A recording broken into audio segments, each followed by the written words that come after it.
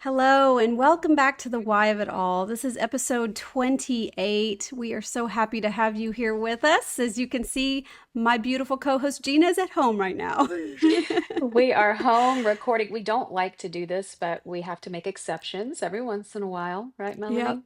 we do. We do. We're doing our best to just go with the flow. Hmm So, today is going to be an important episode. Under the hmm circumstances, we thought that it would be important and relevant to talk about collective trauma events and exploring how, when something huge hits, terror attacks, pandemics, political assassinations, they don't just affect policy, they affect how we think and how we treat each other. These hmm events shift entire cultural Overton windows, and they reshape entire societies and permanently imprint our collective memory. It's our intention in this conversation to avoid politics. We're not going to be talking about partisan subjects.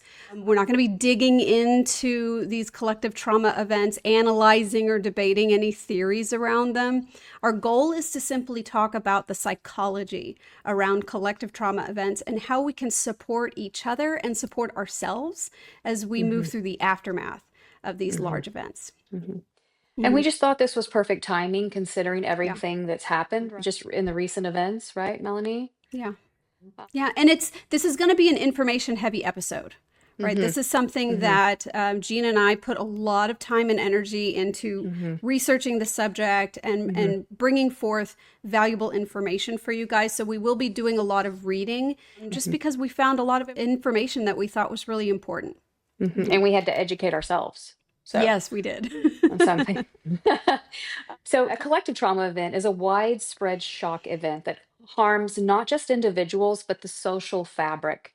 It strikes a community or society so broadly that people who were not physically present for the localized event can still feel psychologically affected and change how they live, relate, and remember. These shared catastrophes, such as natural disasters, terror attacks, pandemics, political violence, systemic oppressions, or genocides, produce widespread fear, grief, and disruption. They become woven into our collective memory, shaping public policy, changing cultural norms, and leaving indelible marks on society's identity and future. Mhm. Sociologist Kai Erikson defines the impact of collective trauma as a blow to the basic tissues of social life that damages the bonds attaching people together and impairs the prevailing sense of community. Oh, it's such a good description, isn't Yeah. it? With collective trauma, the overwhelm, loss, and fear is scaled up and socially transmitted. The harm is both psychological and cultural. That's why 9/11, COVID 19, and other large scale shocks don't just injure people, they also alter identities, institutions, and how a society imagines its future. So, practically, collective trauma unfolds in stages. Well, number one, there's that like immediate shock and distress, right? Mhm. And then you fall into this intense meaning making as leaders, media, and individuals debate and attempt to explain what happened and what it means, like what it all Boy, and means. have we seen a lot of that in Oh, recent weeks. I'm telling you.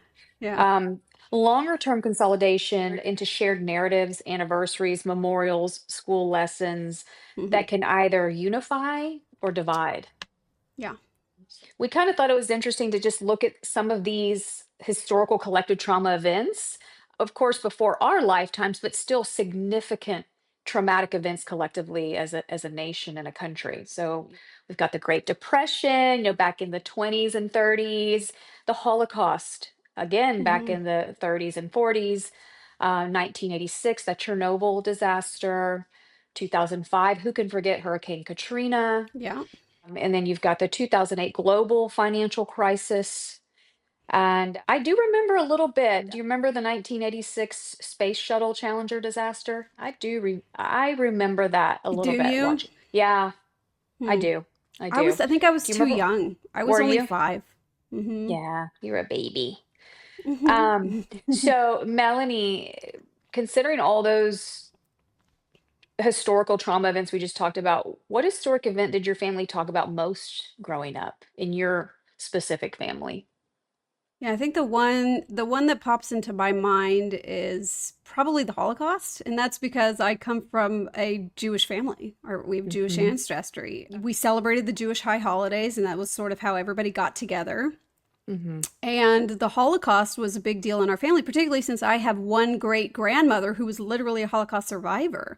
So having to like the story that I was told as a child and all through growing up about how she escaped in Poland, Mm, hiding up in the rafters in her family home while the rest of her family was hauled off to mm, a fate unknown, mhm, but she never saw them again.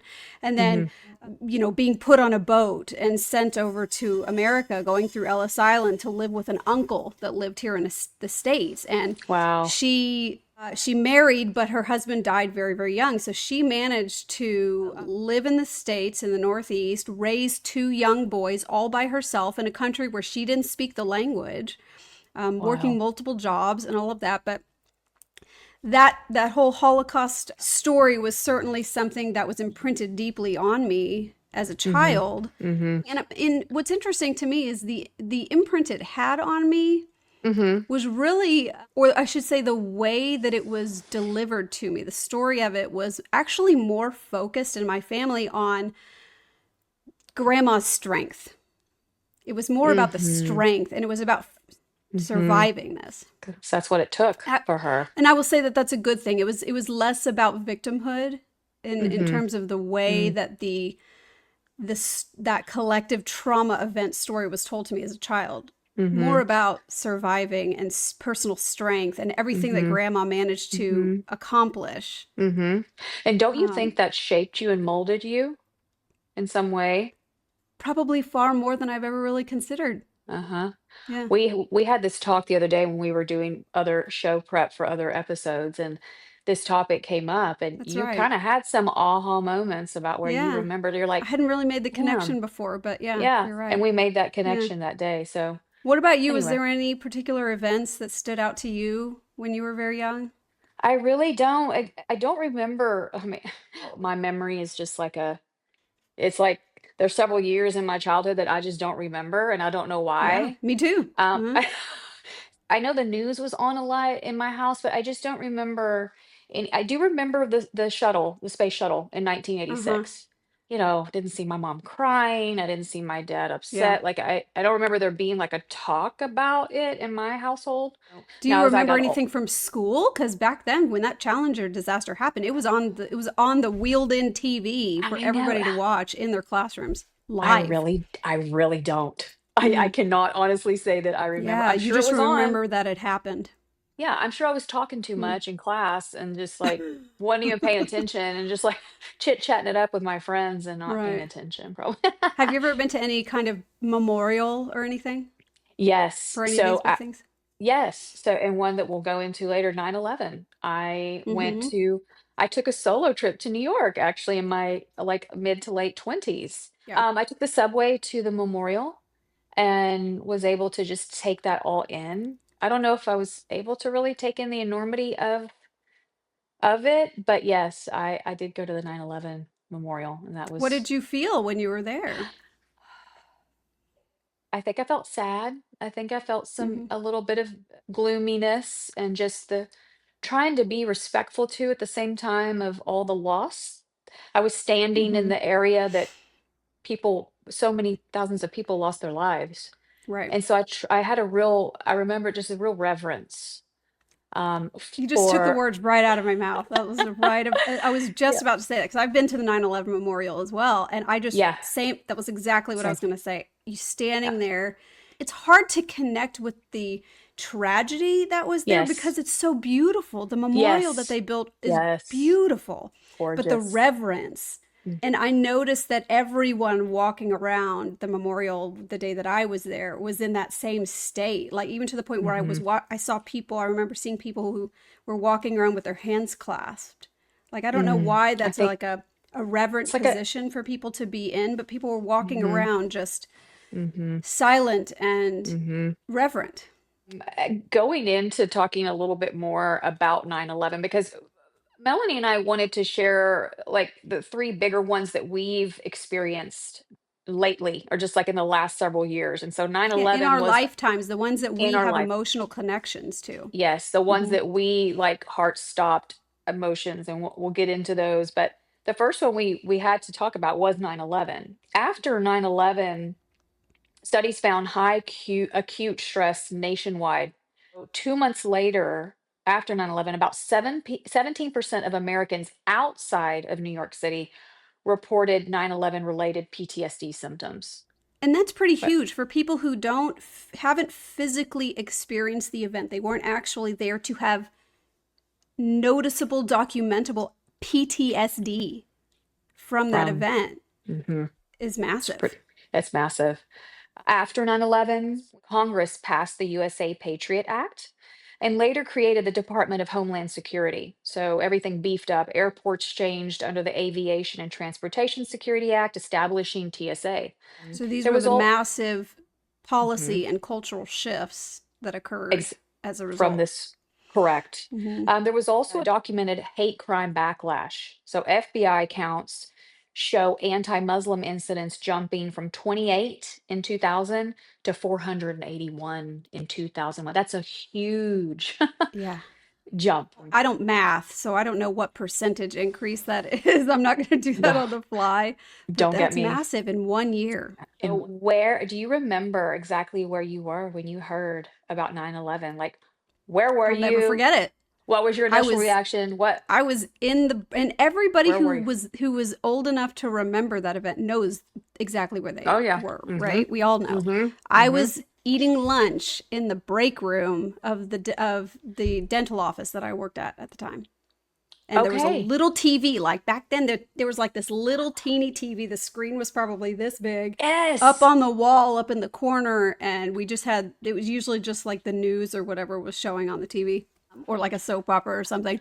Uh-huh. And I'll never forget it. And I ran out of the break room when it was like breaking news, grabbed whoever wasn't with a patient in that moment. And we all eventually, over the course of the next 20, 30 minutes, everybody crowded into this tiny little break room. And we were all looked like this, Oh. staring at this screen, Mm-hmm.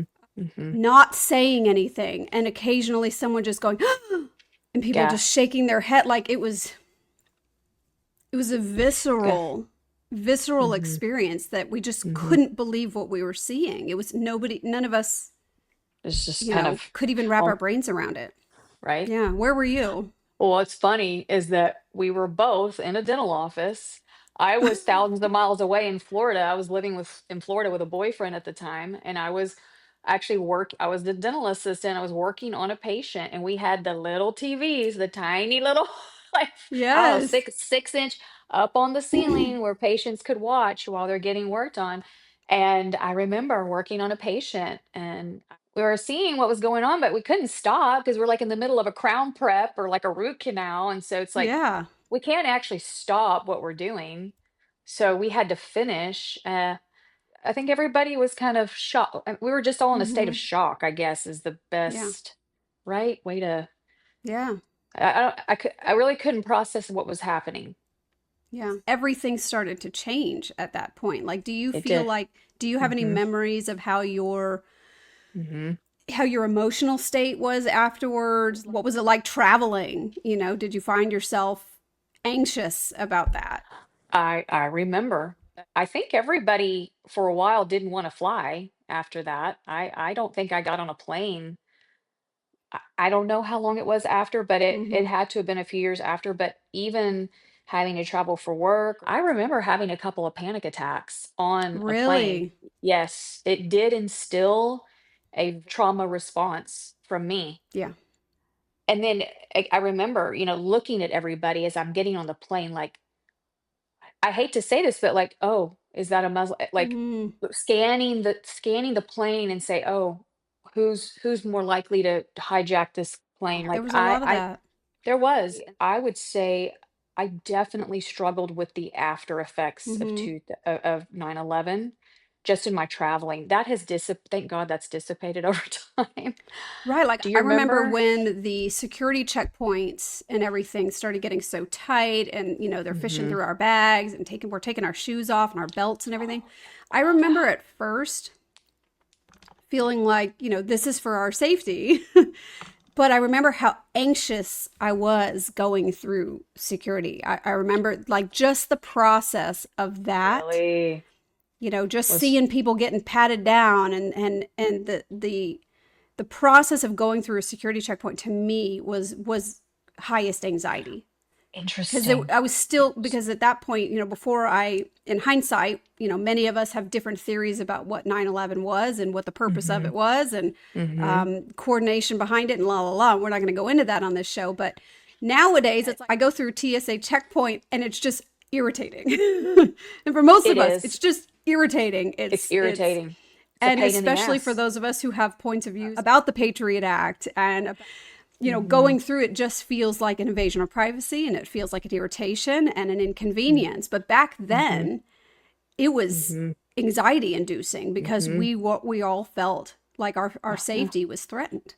Yeah. That was before we knew really what was really going on.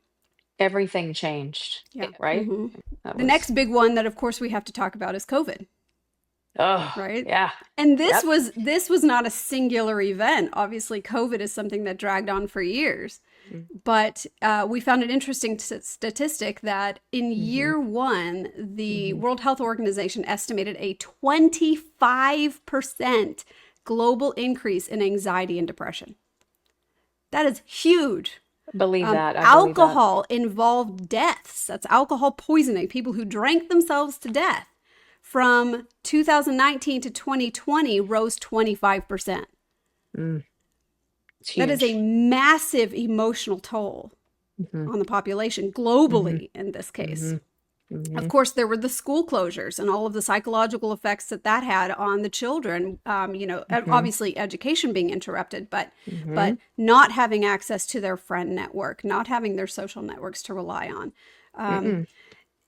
Even having to do everything remotely, lacking connection during the formative years when the brain is in a developmental stage. That was Mm-hmm. massively Mm-hmm. psychologically detrimental to Mm-hmm. our children, affecting 1.6 billion learners worldwide. Mm-hmm. Billion with a B.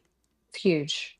Yeah, yeah, I know personally we had to homeschool my son in fourth grade, mm-hmm, all of fourth grade. And yeah, for parents that didn't know how to homeschool, I feel like that put him behind academically. It did. He yeah. really, when he went back after being home for a year and homeschooling for a year, I mean, they did the best that they could in my region where I live, but he really struggled in fifth grade because of COVID, because of the shutdown, because of Mm-hmm. everything. It really took him we had to get tutors. I mean, he was behind academically. Yeah. So, What about you though? What do you feel like was your initial reaction when when this all first got announced, right? And we mhm. were first initially told that was March, right? March is Yeah. when we went into lockdown mid-March. Yep, mid-March around Um, spring break. what was your reaction? How did this affect you, and what did you notice about everyone around you? I think I was scared. I think the media and I think the news and everything I was watching was so scary. I had never experienced anything like this in my lifetime. So I was scared. Mm-hmm. I'm giving you the short version, but that whole time in quarantine, I did feel safe for the most part in my home, but I was scared to leave because of the fear that was put into us, right? From the news. And again, we were learning everything as it was coming out. And, you hear one thing from one news station and another thing from another. I didn't know what to believe. We were just doing what we were told. I Had would that death. say, They had the freaking death remember, tickers up remember, on the remember? media screens. Like no matter what channel you were watching, there was a live freaking death Yes, count. I I mean, remember too. talk about fear porn. Fear porn. And then I remember too, I don't know if you remember this, when we went back to work and we were in whole hazmat gear and the covering our hair and what is the N9, everything. I remember every day having to check the local news for how many active cases of COVID were going on in our region. And I remember every day checking that so anxiously once we got back Mm, into the world. So I would say it really threw me for I had high anxiety. Mm-hmm. insomnia. I was doing sound bath therapy.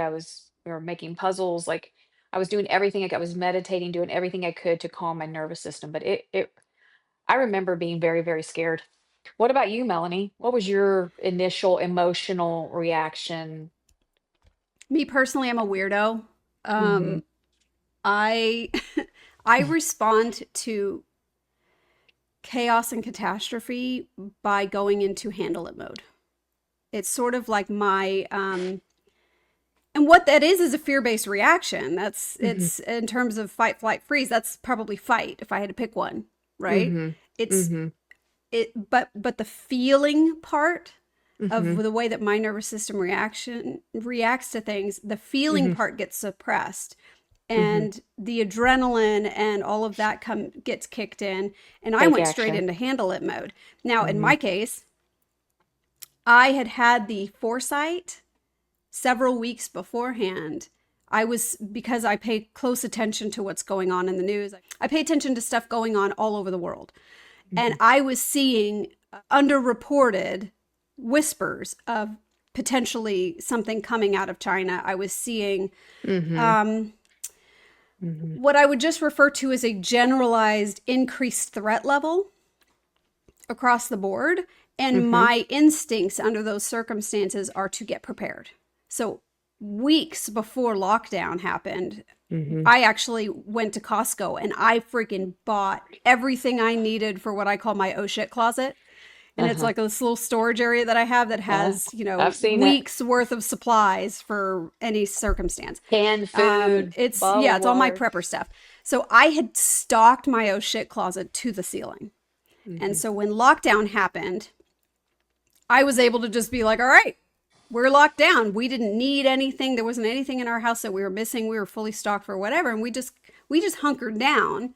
Mm-hmm. Um, I was very lucky that Violet was already homeschooled at that time. So she had Yeah. aged out of her preschool, but we hadn't yet enrolled her in the private school that she goes to now. So we had Uh-huh. done 8 months worth of intentional homeschooling and we Mm-hmm. were already in that zone.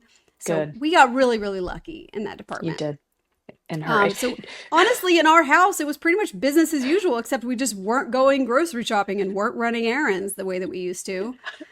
Go ahead. I, I have to say, do you remember the toilet paper debacle Oh, with COVID? yeah. Do you remember I was that? like, you guys So, can blame me. I'm the one who went to Costco 2 weeks before lockdown and bought 3 cases of toilet paper. okay, so what's funny is that in my son's bathroom, there's like a cabinet above the toilet. I still have because all I could find at the grocery store at the time, because everybody bought out the 2-ply shit. All they had was 1-ply toilet Oh, paper. God. So guess who still has 1-ply toilet paper in her thing just for like Uh, to keep up there? But every it's time I just like grab it, I'm emergency like, toilet paper. it's emergency toilet paper. But it's funny that it's still up there after like 6 years, 5 years, whatever, four Oh, years. man. Oh, So man. remember that the toilet paper I debacle? do remember it. Isn't that just the weirdest freaking thing that of all the things, like that's the thing that went That's the viral. That's thing. the thing that people like latched onto is the great short toilet paper shortage of 2020. We were all worried about wiping our ass. We were Can you all worried imagine about. not being able to wipe your That's what I'm saying. Like it's ass? important. It is important.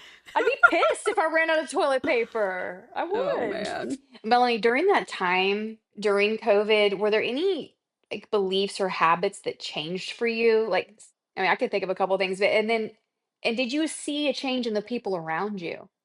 I mean, I wash my hands more. I Yeah. definitely did then. Yeah. But I'm not a germaphobe. I wasn't then, and I'm not Yeah. now. Yeah. Yeah. To me, it was more about the habits and behaviors that I was seeing changing in the people around me. To see people shift psychologically into a state where every single person around them is a threat. That was heartbreaking to witness. It's hard to watch. Um, Hmm. just the psychological trauma of that, of humans, a social species, Hmm. being pumped full of fear porn day in and day out, such that every single person around you is a threat to your personal safety, was It's awful to see. awful. And to see people in such a state of fear that they unquestionably followed nonsensical public safety rules that were put out, the 6 feet apart, the walking in a single direction down the grocery store aisles with little arrows on the floor, Oh, the remember? plexiglass. None of that Remember? made a single shred of logical sense. Certain situations you had to have your masks on, other ones didn't, and you could pull it down to put the food in your mouth, and then you had to put it You back up could. because the virus won't get you as long as there's food on your fork and it's going into your mouth. And just like, to see people in such a state of fear that they just didn't question any of these nonsensical public policies that got put into Mm-hmm. place Mm-hmm. was just a testament to how absolutely Mm-hmm. traumatized Mm-hmm. everyone was. It was. Yes. That It's was just crazy. wild for me to see, and to Mm-hmm. see the incredible grief that people had to go through, not being able to visit their loved ones in the hospital, not being able to attend funerals. It was more about what I was seeing people willing to accept and Mm-hmm. willing to participate in, while I Mm-hmm. was sitting back going, guys, none of this makes any sense. Why are we going along with this nonsense? Mm-hmm. But at the same time, there was also some really cool things that I got to see. Like when the mask mandates were finally lifted here in Texas, which was earlier than it was lifted in many other places, I was the Mm-hmm. first one to be like, thank you, bye. Bye. I remember And that. I actually didn't wear a mask for much longer than the first few weeks or so, when we were all still neck deep in it in those first few weeks and nobody was questioning anything because we were all so freaked out.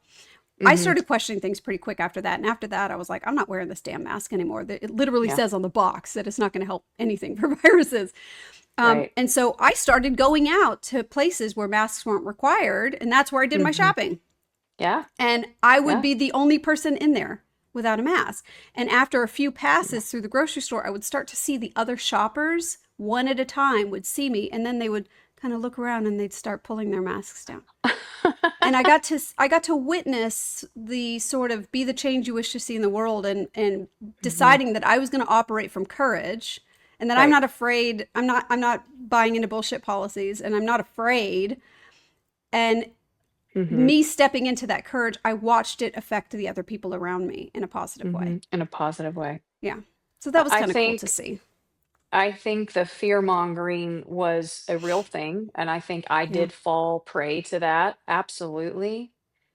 Once we learned more and we were more educated on the what was the truth and what was not, the fears started to subside. But I was personally affected by COVID with my father. My father was hospitalized for five Yeah. days with COVID back in Mm-hmm. 21, and we could not visit him. And I tell Yeah. you what, if he would have passed, I would have been really, really, really upset if we were not able to see him during his last days or hours. Yeah. But he got very, very sick. And Yeah. again, it was the whole thing where my mom couldn't go up there, we couldn't go up there. He's there by himself. Can you imagine how scared he was Oh to yeah. be alone? And all the people that what thousands, hundreds of thousands of people that were hospitalized alone and had to live their last. That's what hurts me is Yeah. thinking about all of the people that did perish and that did not have their family members because we were so as a society we were so scared and there was so much fear Yeah. mongering that they couldn't be with their loved ones. So Yeah. That was that awful. was that was awful. Mm-hmm. It was awful. So um 9/11, COVID, and then we have the most current, the Charlie Kirk assassination. Mm-hmm. And I tell you, Melanie and I have talked about this in this last week, but man, this shit got me. This has really had me in a chokehold. And Which I was think there are so shocking to me because, Gina, you're not a politically oriented person. You're not somebody who no, normally cares about no, that. It's not something you pay no. attention to. That's been the biggest surprise to me about all of this, is how Mhm, even people like you who aren't particularly interested in political subject matter were mhm. so deeply affected by this. I'm surprised myself.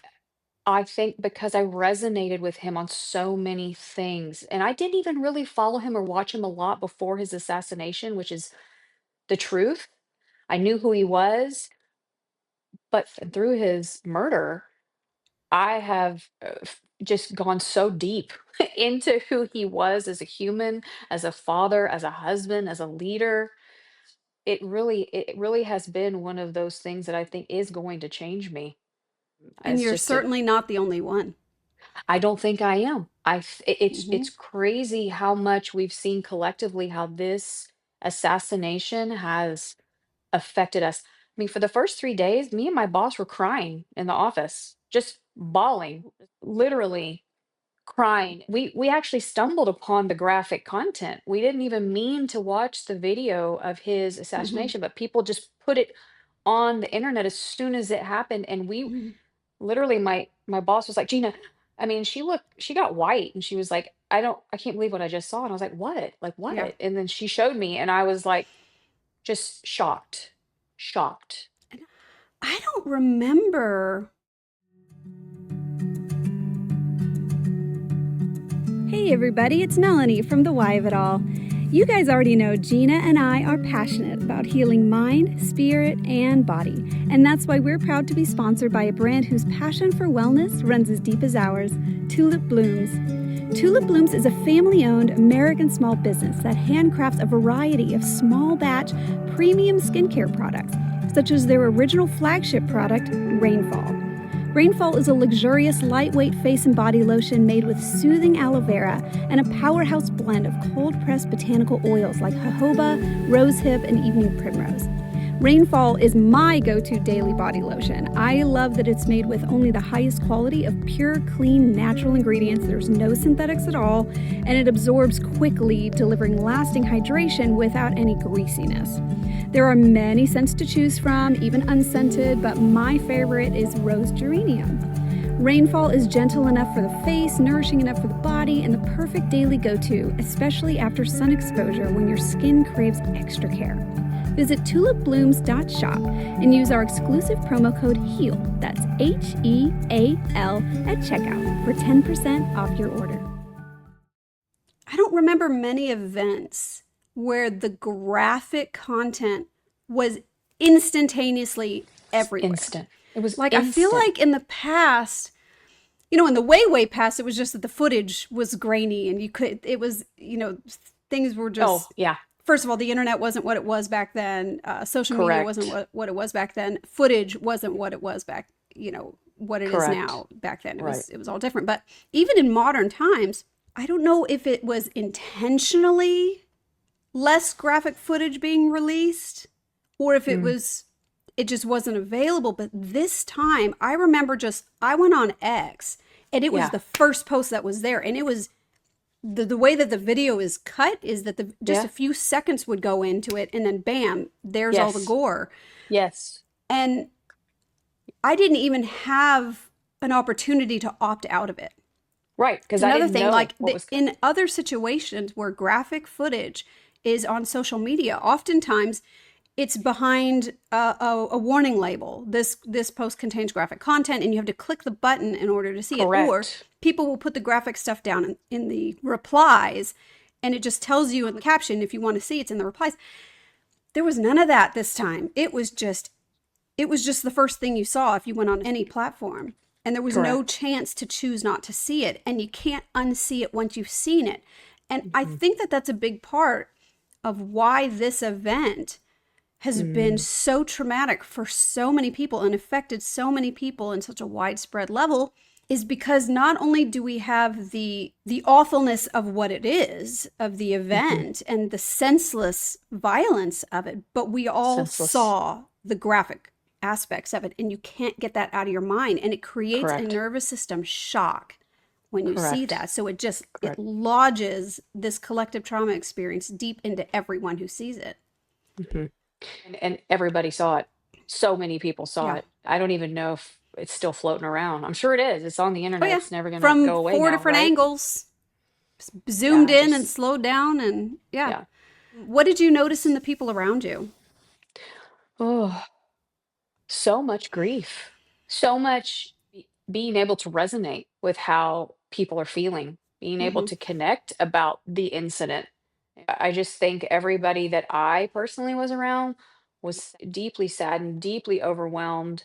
He was a father. He was a young father. He was 31. He had a Mm-hmm. lovely wife. He was just this young, budding man who was creating so much change in this country. Mm-hmm. And whether you liked him or not, whether you agreed with what he said or not, I don't even agree with everything he says. But I think just noticing everybody around me, everybody, it's just been a very sad time for America, for me, for my community. Just what about you, Yeah. Melanie? What because you're more on Yeah.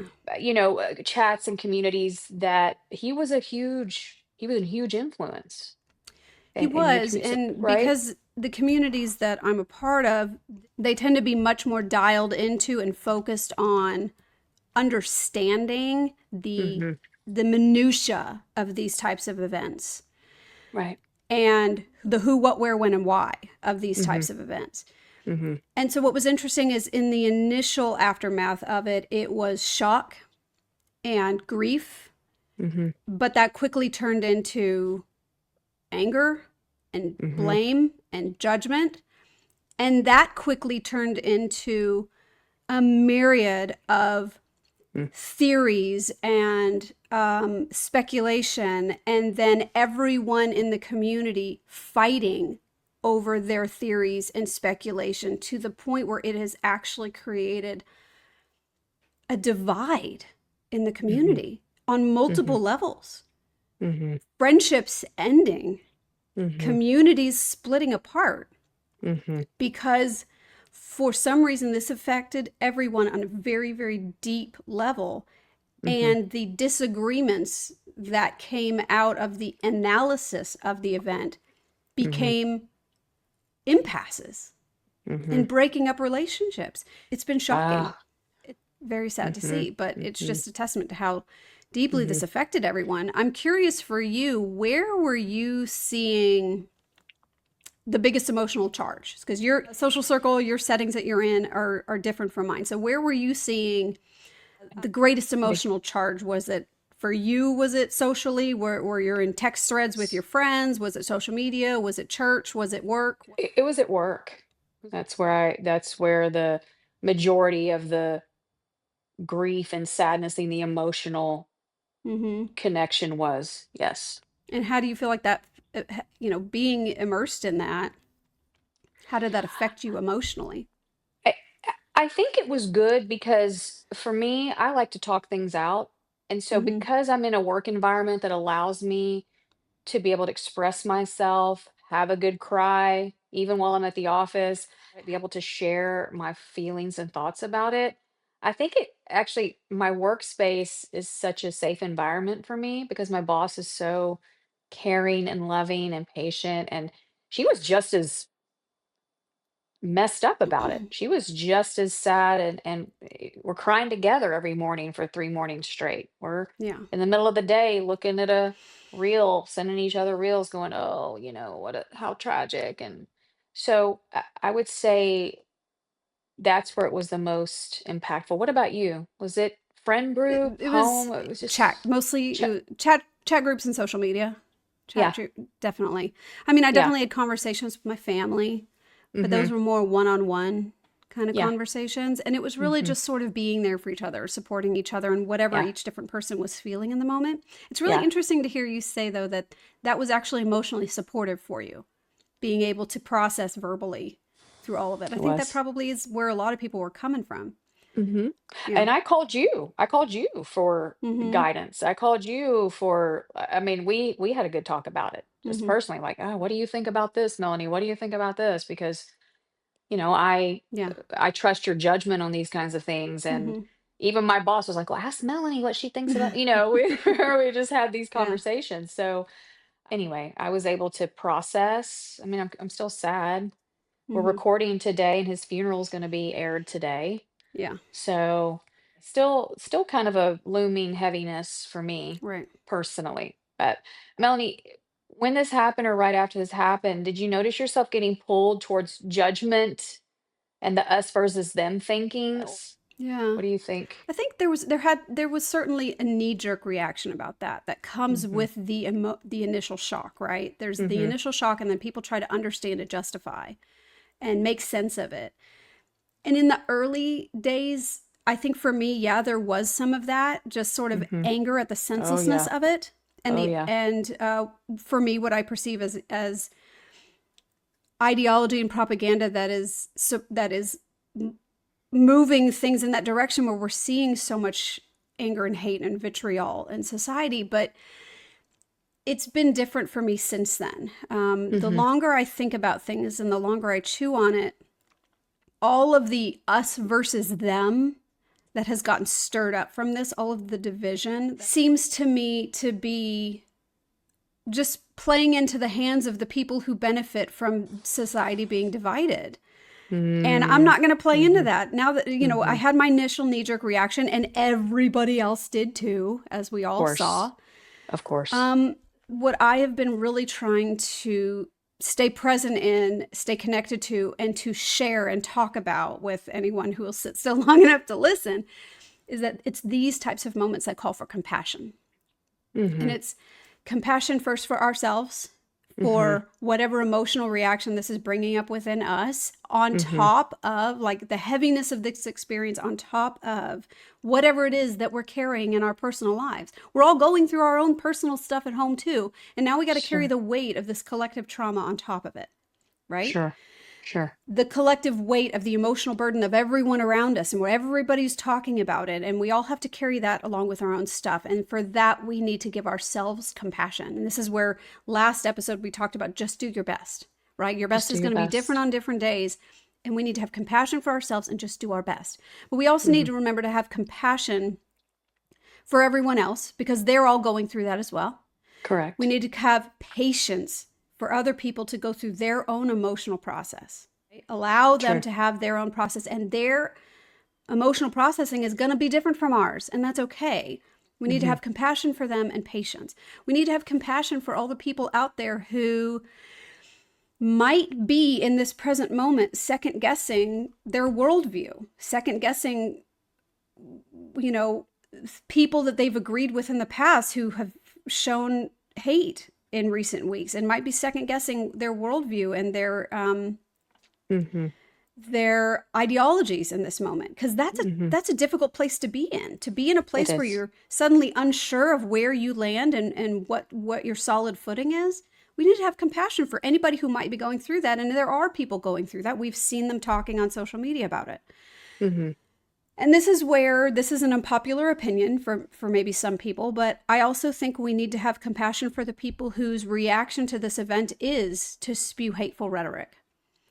Because what we see as hate, what we see as people out there mocking the death of an innocent man and having hateful rhetoric, you don't get to that point. You can't carry that much hate in your heart without being under an extraordinary amount of pain.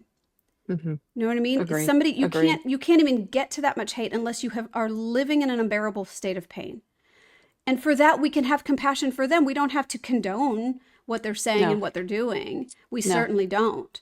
But we can have compassion for, God, what must this person's life be like that they would respond in this way, For and have sure. compassion for them too.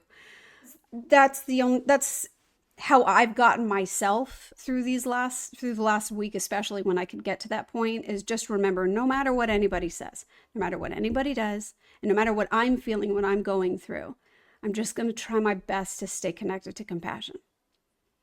I love that. And I think that's a big part of how we heal and how we help others heal. Hmm. You know what I mean? Agree. 100%. Now, there's a piece here that I want to go into, and I'm just going to read through this, okay? I found an article on Substack by an account called The Alchemist Dream, and I think any conversation about collective trauma, we would be remiss for not talking about how, in many cases, collective trauma is used as a tool for social engineering. So this is somebody else's writing, and I'm just going to read through it because I think this stuff is important, and we can talk about it a little bit afterwards. So again, this is The Alchemist Dream on Substack. When a public figure is killed in full view of the nation, it sends a shock through television screens, social feeds, and living rooms, seeding trauma into the collective mind. The assassination of Charlie Kirk was a cultural rupture, leaving behind a void that was quickly filled with competing narratives, political opportunism, and emotional turmoil. This isn't new. If we zoomed out, we see a pattern: shocking events of violence that fracture society, paralyze critical thought, and usher in new forms of control. From the Kennedy assassinations to 9/11 to school shootings, whether staged, opportunistic, or the work of a lone actor, the effect is the same. The trauma becomes the programming language of the collective. Trauma rewires the nervous system. At the personal level, this looks like PTSD, and we've all seen that for all these different events, right? At the Yes. societal level, trauma creates conditions for compliance. This is very important that people need to understand this. Repeated shocks keep people in survival mode, prone to anger, fear, and numbness. And it's in those states that populations are easier to divide and manipulate. Think of society as a nervous system. Constant shocks keep it oscillating between fight, flight, and freeze. They tell us who to fear, who to hate, and who to trust. And once those grooves are carved, it takes immense energy to reroute them. This is mind control in the modern sense. Not necessarily hypnosis or microchips, but patterned conditioning. We are trained through repeated exposure to trauma and narrative cycles to anticipate division, expect conflict, and to accept that horror is the norm. In the shock doctrine, Naomi Klein documented how governments and corporations exploit disasters to push through policies that otherwise would never pass. Wars, coups, and natural disasters all create blank slates where populations are too stunned to resist. Media-saturated assassinations, especially in the age of live streams and viral clips, operate similarly. The spectacle of violence interrupts ordinary life, and in the aftermath, new scripts can be written. In this case, the bullet is just the beginning. What matters most is the story told about it. Narrative engineering is the immediate seeding of meaning before the dust even settles. Within hours of Kirk's death, media organizations had divided along familiar lines, each side framing the event to confirm its worldview. The result has been greater polarization. A divided population cannot unify against corruption, exploitation, or authoritarian creep. Instead, it fights amongst itself, rehearsing trauma over and over. Whether by design or emergent pattern, the effect is the same: weakened collective agency, heightened reliance on authority, and a populace primed for manipulation. So whenever a shocking assassination occurs, these questions arise, and this is something that I witnessed in my own community, and it's something I witness in my community every time something like this occurs, right? The questions are, in this case, was it staged? Was it manipulated? Was it allowed to happen? These theories matter, but regardless of whether a collective trauma event is orchestrated or if it's simply exploited in the aftermath, the outcome often looks the same: division, fear, and policy shift. So where does this leave us? If trauma is the programming, awareness is the antidote. Recognizing the pattern is the first step to breaking it. This means we all have to start learning to ask who benefits from the narratives seeded after one of these shock events. Which rights, freedoms, or policies shift in the aftermath? And how can we mourn and process without being absorbed into the story we're being told? Because we will never know, no matter how much digging is done on these events, it is unlikely that we will ever know the full story. There are things that will always be withheld from public disclosure. Knowledge. So we need to get good at learning to see through the fog, learning to see through the manipulation, learning to see through anything about these events that might be orchestrated for a particular agenda, but also learning to not get sucked into the minutia of it and learn how to process and heal through it. Collective healing requires refusing to be locked into the scripts of coordinated fear and division. The Kirk assassination is horrific, yes, but it's also a mirror showing us how fragile our collective nervous system has become. And hasn't it, Gina? Oh, Have you yes. noticed after Yes. all of these, again, it seems like in recent years, it's just one thing after another. Our collective nervous system is fried. It's in fight or flight mode. Yeah. Mm-hmm. Every generation inherits its traumas: JFK, 9/11, mass shootings, political violence, yada, yada, yada. They leave Mm-hmm. grooves in our cultural mind. But history also shows us that awareness, solidarity, and deliberate healing can interrupt the cycle. Mm-hmm. Mm-hmm. So, from here, we want to talk about the psychological impacts of these events. Go Mm-hmm. ahead, Gina. Okay, yes. So, referring to the psychological impact that these events have on us, why our brains grab simple stories after shock. When something terrifying or confusing hits, the brain creates cognitive closure, a quick, tidy explanation that reduces uncertainty. We lean on mental shortcuts and stitch events into a narrative that feels stable. When a whole society repeats and teaches that narrative through news, rituals, and anniversaries, it becomes collective memory, the agreed upon story a culture uses to remember and make sense of what happened. Mhm. Us versus them gets louder, creating increased social division. So I've never heard of this term before, but terror management theory, TMT, finds that reminders of mortality push people to protect their worldviews and identity more strongly with their in group. Social identity theory adds that we naturally favor our group and can oversimplify or stereotype out groups, especially under threat. Together, that's the recipe for polarization, tighter cohesion inside, harsher judgments outside. And we've seen Mhm. this so We much with witness, the, oh, yeah. for the last week. It's I just don't think that I've ever seen it as no, intense. I have The not. the I whole real us versus mm-mm, them thing got mm-mm. Oh, so loud. have you noticed that your thinking has gotten more black and white after these scary headlines have all surfaced? I mean, it's like I said before, that's the initial knee jerk reaction that a lot of us have. Mm-hmm. But I do think we have to be careful about being in our echo chambers. We have to be careful about if we're Mm-hmm. in an echo chamber, we need to remember that that's what it is, and there's other perspectives to consider. We have to be careful about all or nothing language, like it's Mm-hmm. black and white thinking, the dehumanization of the Mm-hmm. other. A wonderful man who was a leader in the truth community who I never had the honor to meet him, but many of my friends have met him Mm-hmm. and connected with him. His name is Boone Cutler. He died just this past week. It was right shortly after the Charlie Kirk assassination, so it was a very heavy week for a lot of people in my social circle. But Boone Mm-hmm. Cutler talked about protecting your mind and controlling your emotions. And of course, that is referring to avoiding the knee jerk reactions, but Yeah. also critical thinking.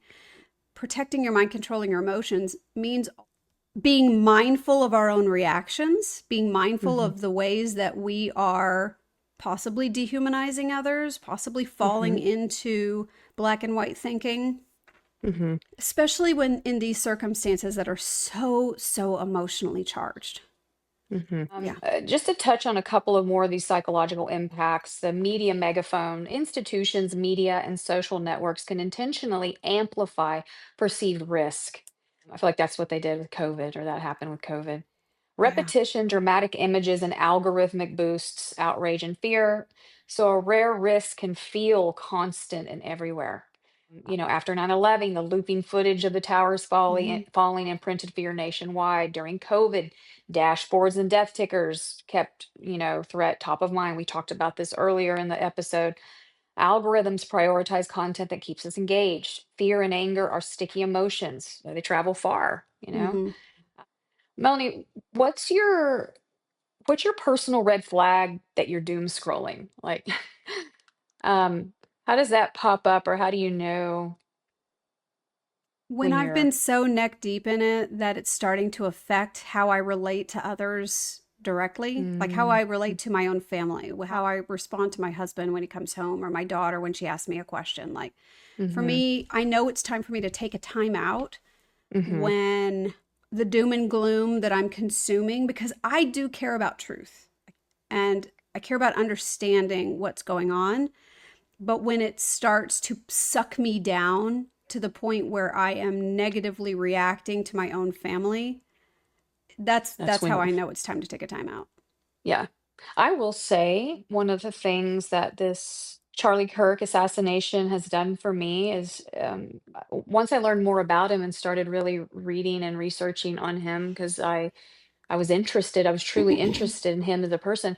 He took a Sabbath every week from his phone. So every Friday evening, he would put his phone and he would not pick it up for 24 hours until Saturday evening. And so last Saturday, he inspired me to just stay off social media. I still use my phone for phone calls and text messages, but I made it a personal mission to just stay off because I was also going down that dark hole of just everything that was popping up was Yeah, tragic and doom and gloom. And it just wasn't good for my nervous system. It wasn't good for my mentality. I really want to start incorporating into my weekly cycle is just taking a social media break, taking a that's such a doom scrolling. that is such a good idea. Yeah, no, like one day a week, one day Yeah. a week. I think it's a good start, right? Touching a little bit on post-traumatic growth, which is the good thing. PTG is the reported positive change some people and communities experience after severe adversity. Greater appreciation for life, deeper relationships, clarified priorities, community cohesion. Absolutely, 100%. I've seen that Yeah. even in my own life. And how it shows up at a community scale. So neighbors, checking on each other, fundraising events, volunteer work, Mm-hmm. vigils and memorials. We're seeing a lot of that right now in the country, Yeah. which is I find heartwarming. And then preparedness and systems and to improve, clearer safety protocols, better coordination, easier mental health access. It's like after each of these events happen, like the school shootings and 9/11 and COVID and all these things. It's interesting though how everything in our government and our country does change, and hopefully it's for the Yeah. better. Like we new systems get in place. Like we're learning what we need to do better, honestly, Right. And it's right? debatable whether some of those policy implementations are for the best or if they're not.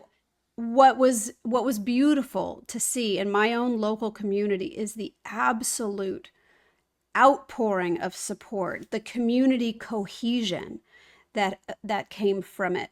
Mm-hmm. There are still volunteer efforts underway. There are Mm-hmm. still fundraising events that I'm directly involved in. I mean, still months It's later, great. It's people are beautiful. still focused on the local community and coming together and taking care of people. Mm-hmm. So that, in terms of post-traumatic growth, it's a beautiful thing when you see those positive effects that can be celebrated Which is as good. part of the effects of these things that are at least moving in the right direction. Mm-hmm. Mm-hmm. Let's talk about some practical tools. We're going to run through this real quickly here. Information hygiene is really important, especially in the age of social media where there Mm-hmm. is you just get hit with a barrage of information. We don't know how Mm-hmm. much of it is true. In the AI age, Mm-hmm. you don't even know how much of it is real anymore. It is really important to protect your mind and control your emotions. And a big part of that is tactics and ways to reduce fear and avoid rumors, right?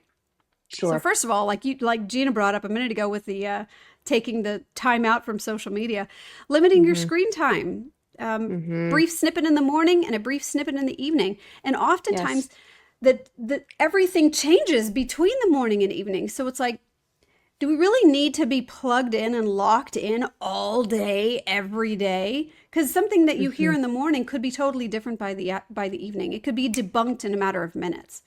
So brief Correct. check-ins, especially during big chaos events like this, brief Mm-hmm. check-ins, you might be better off instead of just getting the Mm-hmm. barrage of everything and you don't Agree. know how to filter through what's real and what's not.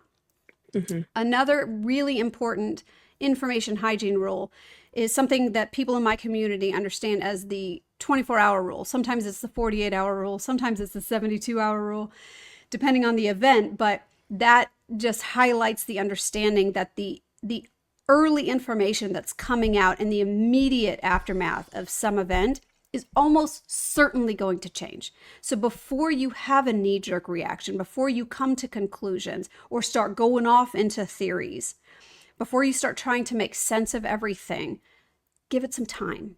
You don't need to start sharing everything immediately because you Mm-hmm. might be sharing incorrect information. Mm-hmm. So give it some time to sit. Give the story time to marinate and for some potential truth to Mm-hmm. surface before you Mm-hmm. start getting locked into the narratives and sharing with Mm-hmm. everybody. Another thing, before you share something, sleep on it. So many people out there are posting their knee-jerk emotional reactions that they later come to regret. So sleep on it. Write out a post if you must, save it to your drafts, and sleep on it. And if you want to still share it tomorrow, share it. Right? Good We don't have to be the advice. first to say everything. Mm-hmm. Mm-hmm. Leaders modeling the tone is something that we pulled up here. We're all a leader in some way, whether it's in our with our family, with our communities, our social circles. Violence must always be condemned. And Mm-hmm. we have the opportunity to avoid any sort of dehumanizing language. And people resort to name calling and making fun of their appearance and all these different things. It's like that doesn't help anything. It doesn't help Mm-hmm. anyone. And it dehumanizes the other person. So we have the opportunity to be leaders in that we stick to the facts and we support and encourage and have compassion for the people that we are connecting with Mm-hmm. without resorting to these lower vibrational states, right?